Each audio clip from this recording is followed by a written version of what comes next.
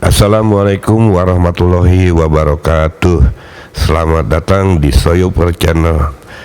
Pada kali ini kita akan membahas tentang latihan soal PKN atau Pendidikan Pancasila untuk kelas 7 bab 2 Kurikulum Merdeka tentang norma dan Undang-Undang NRI tahun 1945.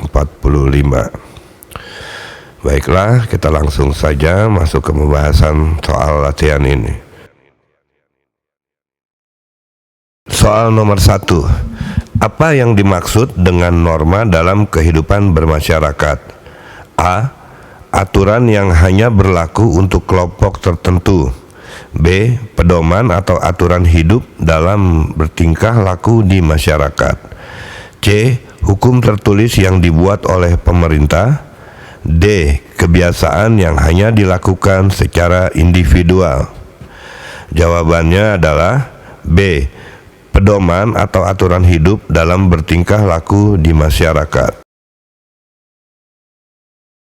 Nomor 2. Berikut ini yang merupakan contoh norma kesopanan adalah A. Menghormati guru di sekolah.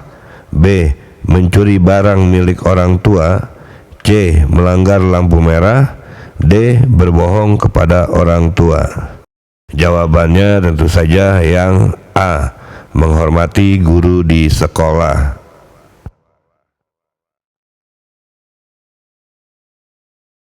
Soal nomor 3. Norma yang sanksinya berupa hukuman dari Tuhan Yang Maha Esa adalah norma ... A. Norma hukum. B. Norma kesopanan. C. Norma agama. D. Norma kesusilaan. Jawabannya C. Norma agama. Selanjutnya soal nomor 4. Di antara pernyataan berikut yang termasuk fungsi norma dalam masyarakat adalah ... A. Menciptakan ketidaktertiban dalam masyarakat. B. Mempermudah seseorang melakukan pelanggaran. C. Menciptakan keteraturan dan keharmonisan dalam masyarakat. D. Membuat masyarakat menjadi tidak disiplin. Jawaban yang benar adalah C. Menciptakan keteraturan dan keharmonisan dalam masyarakat. Soal nomor 5. Norma yang memiliki sanksi paling tegas dan mengikat adalah A. Norma kesusilaan. B. Norma kesopanan. C. Norma agama. D. Norma hukum. Jawaban yang benar adalah D. Norma hukum. Selanjutnya soal nomor 6. Apa yang dimaksud dengan hak dalam konteks kehidupan bermasyarakat? A. Kewajiban yang harus dilakukan setiap warga negara. B. Sesuatu yang harus kita berikan kepada orang lain. C. Sesuatu yang layak kita dapatkan atau miliki. D. Aturan yang dibuat oleh pemerintah setempat. Jawabannya adalah C.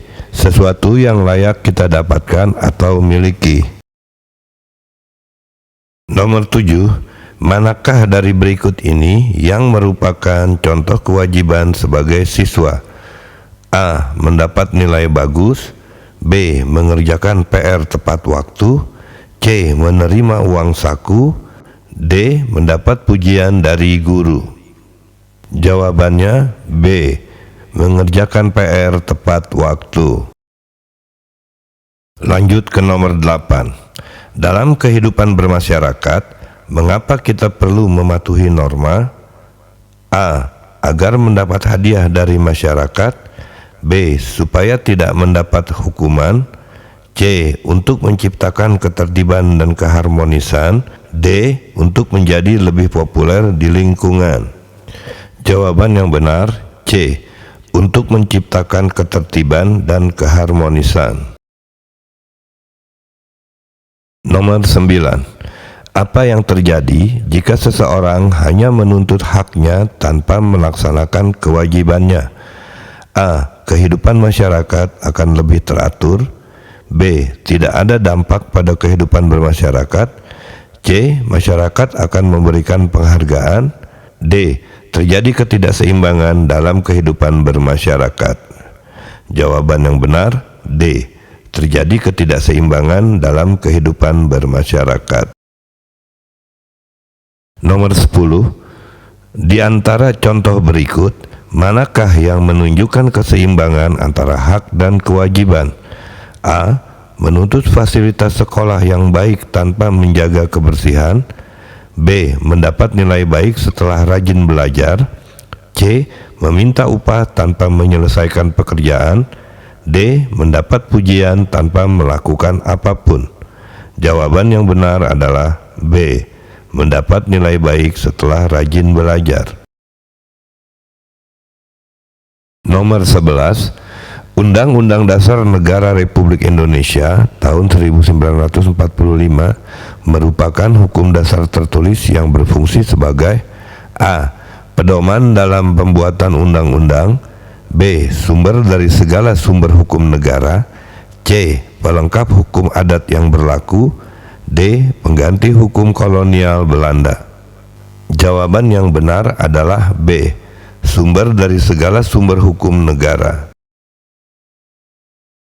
Nomor 12. Perubahan atau amandemen Undang-Undang Dasar Negara Republik Indonesia tahun 1945 telah dilakukan sebanyak berapa kali? A. 3 kali. B. 4 kali. C. 5 kali. D. 6 kali. Jawabannya adalah B. 4 kali. Nomor 13. Salah satu ciri khas Undang-Undang Dasar Negara Republik Indonesia tahun 1945 adalah bersifat singkat dan supel. Yang dimaksud dengan supel adalah A. Mudah diubah sesuai keinginan penguasa. B. Dapat disesuaikan dengan perkembangan zaman. C. Hanya memuat aturan-aturan pokok. D. Bersifat sementara dan dapat diganti. Jawabannya adalah B. Dapat disesuaikan dengan perkembangan zaman. Nomor 14. Kapan perubahan terakhir Undang-Undang Dasar Negara Republik Indonesia tahun 1945 dilakukan? A. Tahun 2001. B. Tahun 2002. C. Tahun 2003. D. Tahun 2004. Jawaban yang benar adalah B. Tahun 2002.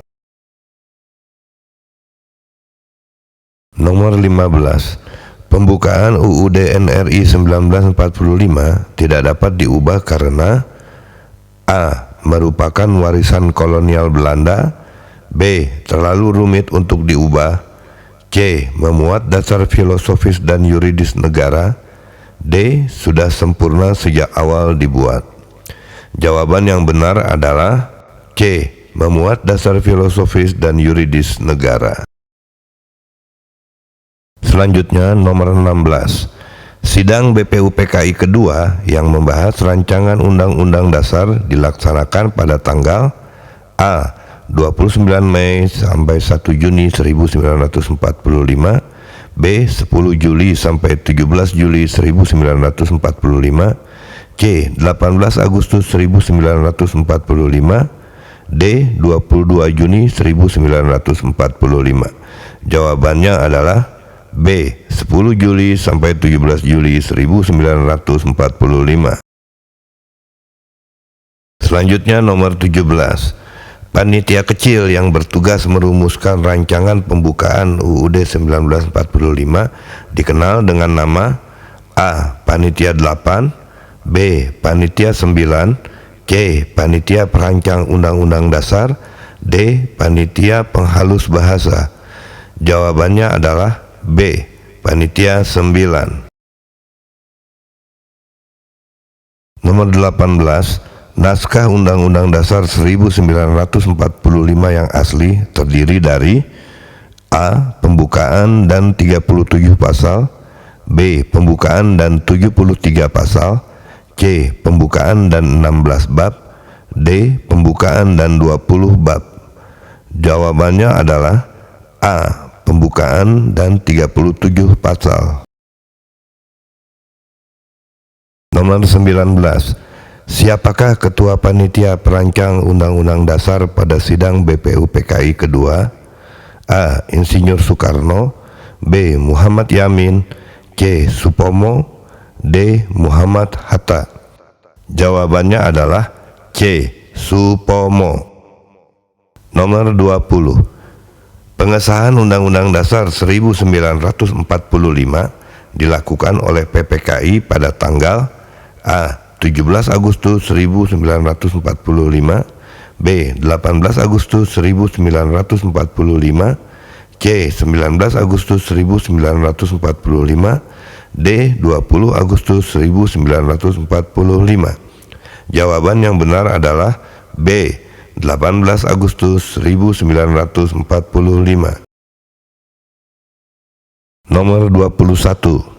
Apa yang dimaksud dengan amandemen Undang-Undang Dasar 1945?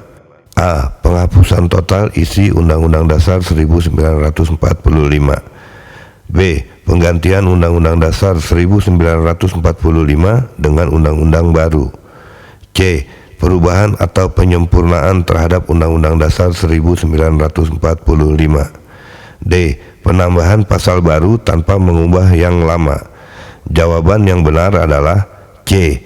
Perubahan atau penyempurnaan terhadap Undang-Undang Dasar 1945. Nomor 22. Berapa kali Undang-Undang Dasar 1945 telah mengalami amandemen? A. 3 kali, B. 4 kali, C. 5 kali, D. 6 kali. Jawaban yang benar adalah B. 4 kali. 23. Pada tahun berapa amandemen pertama Undang-Undang Dasar 1945 dilakukan? A. 1998, B. 1999, C. 2000, D. 2001. Jawabannya adalah B. Tahun 1999.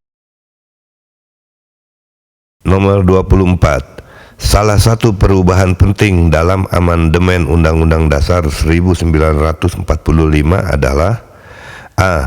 Penghapusan MPR sebagai lembaga negara, B. Pembatasan masa jabatan presiden menjadi maksimal 2 periode, C. Penghapusan sistem demokrasi, D. Penghapusan sistem otonomi daerah.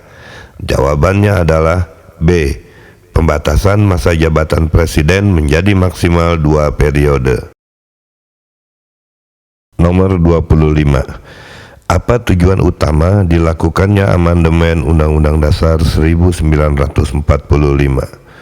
A. Mengganti seluruh sistem pemerintahan, B. Memperkuat sistem demokrasi dan perlindungan HAM, C. Menghapus semua pasal asli Undang-Undang Dasar 1945, D. Mengurangi kekuasaan rakyat dalam bernegara. Jawaban yang benar adalah B. Memperkuat sistem demokrasi dan perlindungan HAM. Demikianlah latihan soal pendidikan Pancasila untuk kelas 7 bab 2 tentang norma dan UUD NRI 1945. Semoga bermanfaat. Wassalamualaikum warahmatullahi wabarakatuh.